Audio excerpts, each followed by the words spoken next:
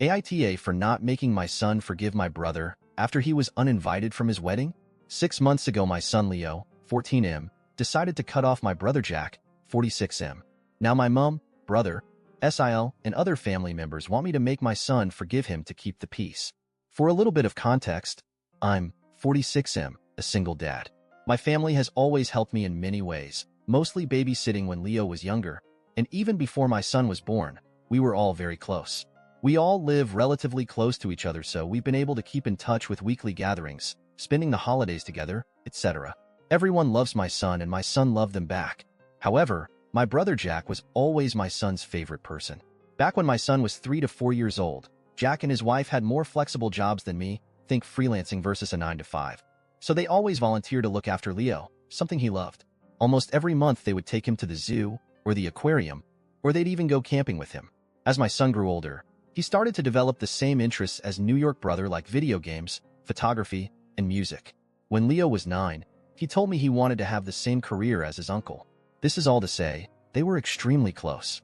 Last year, my brother informed me that he and his GF Mary were getting married. I knew that neither Jack nor his GF believed in marriage, so when I asked them about it, they told me it was all Karen's idea, my SIL's mom. Because Jack and Mary didn't care much about the wedding, and since Karen was paying for it, they let her plan everything, from the venue to the food, music, etc.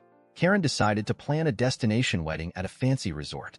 In July of last year, we received the invitation, and it was addressed to both me and my son. I even had a +1 if I wanted.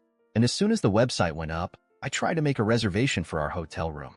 I should clarify that I had to call the hotel to make my reservation because the link wasn't working and I really couldn't risk not getting a room. When I received the email confirmation, it said room for 2 adults, but I didn't think much of it and just assumed it was an error due to the language barrier with the hotel guy. I also bought the plane tickets for us around the same time.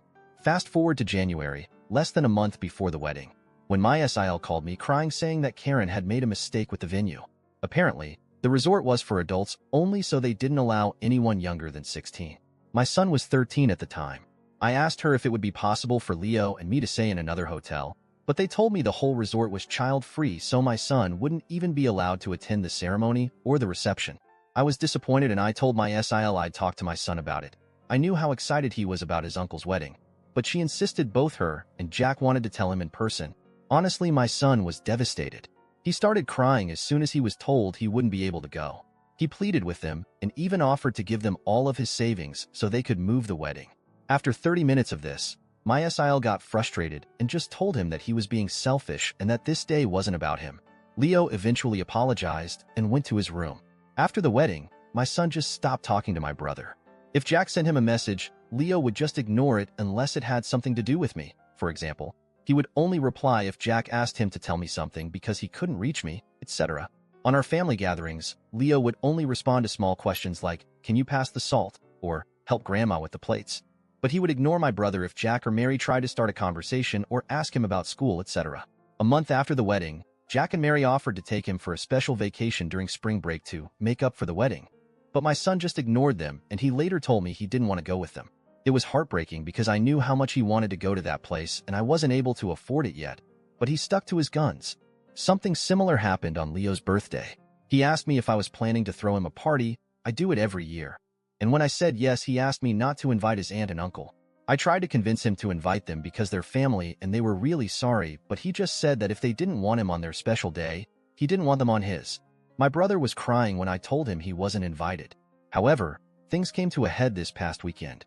We were at my mom's house, and the conversation of Leo's university came up. My mom asked Leo if he was still planning on going to the same university as Jack, and that he should start planning for that. But my son replied that he wasn't interested anymore, and he had chosen to study something else. Then my mom said, "I thought you wanted to be like your uncle," and my son just said, "Why would I want to be like him?" At this point, I intervened and told Leo he didn't have to be so rude, but the damage was already done. Both my brother and SIL heard what he said, and they left shortly after.